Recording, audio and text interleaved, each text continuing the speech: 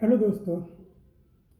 आज अपने विषय को प्रस्तुत करने से पहले महाकवि जयशंकर प्रसाद की चार पंक्तियां आपके सामने रखना चाहता हूँ। नारी तुम केवल श्रद्धा हो, विश्वास रजत नग पक्तल में, पीयूष स्रोत बहा करो जीवन के सुंदर समतल में। देवों की विजय दानवों की हारों का होता युद्ध रहा, संघर्ष सदा उर अंतर में जीवित रहा, नित्य विरुद्ध रहा। आंसू से भीगे आंचल पर मन का सब कुछ रखना होगा, तुमको अपनी स्मृत रेखा से यह संधि पत्र लिखना होगा। इन पंक्तियों को मैंने इसलिए प्रस्तुत किया कि इन पंक्तियों में जयशंकर प्रसाद ने नारी के प्रति जो विश्वास व्यक्त किया है, वह विश्वास हमें अपने साथ लेकर आगे बढ़ना है। कहने के लिए तो समाज में नारियों का सम्मान, बेटियों के सम्मान की बड़ी बड़ी बातें की जाती हैं, लेकिन हकीकत में कहीं ना कहीं हम आज भी पिछड़े हुए हैं। मेरी बेटी ने आज से कुछ साल पहले मुझसे एक प्रश्न किया था कि पापा, हमें आप लोगों की तरह आज़ादी क्यों नहीं है? हम कहीं अकेले क्यों नहीं जा सकते? हम कहीं घूमने फिरने नहीं जा सकते? उस समय तो मैं विस्मित रह गया था उसके इस प्रश्न को सुनकर। फिर मैंने उसके दर्द को जानने का प्रयास किया। शहरों की स्थितियां तो फिर भी कुछ हद तक काफ़ी सही है, लेकिन गांव देहातों में आज भी बेटियों के दर्द को समझना जरूरी है। इसी को आधार बनाकर मैंने कुछ पंक्तियां लिखी थी। टाइटल दिया था बेटी हूं मैं। कविता प्रारंभ होती है, कुछ दर्द है मेरे अपने, बताना चाहती हूँ, अपनी अहमियत जानना चाहती हूँ, बेटी हूँ मैं। मेरी माँ के ऊपर दुखों का पहाड़ उस समय टूट पड़ता है जब मैं जन्म लेती हूँ। मेरी दादी मेरी माँ को अभिशप्त मान बैठती है।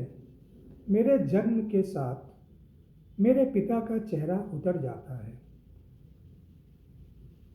बचपन से तरह तरह की बंदिशों को मैं झेलती हूँ। मुझे सिखाया जाता है मैं पराया धन हूँ।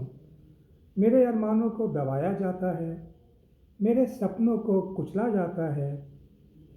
सिखाया जाता है मुझे बेटी होने का कर्तव्य, एक बेशकीमती सामान की तरह हिफाजत में मुझे पाला जाता है। फिर एक दिन मेरे ही माता पिता द्वारा मुझे किसी दूसरे को सौंप दिया जाता है। अपने अरमान, अपनी हसरतों का गला मैं खुद ही दबा देती हूँ। भूल कर अपना वजूद घुलकर नए परिवार में उसे सजाती हूँ, संवारती हूँ। देर रातों तक जग सबकी फरमाइशें मैं पूरी करती हूँ। फिर भी न जाने कहीं ना कहीं लोगों को कमी मुझ में दिख पड़ती है। त्रासदी तो तब होती है जब मेरी अपनी ही बेटी के जन्म पर फिर वही कहानी दोहराई जाती है। समझ नहीं पाती अपना कसूर मैं। क्या मेरा बेटी होना कोई पाप है? जीवन का यह कैसा अभिशाप है? मुझसे ही तो घर खिलते हैं लोगों के, मुझसे ही तो होता है श्रृंगार एक परिवार का।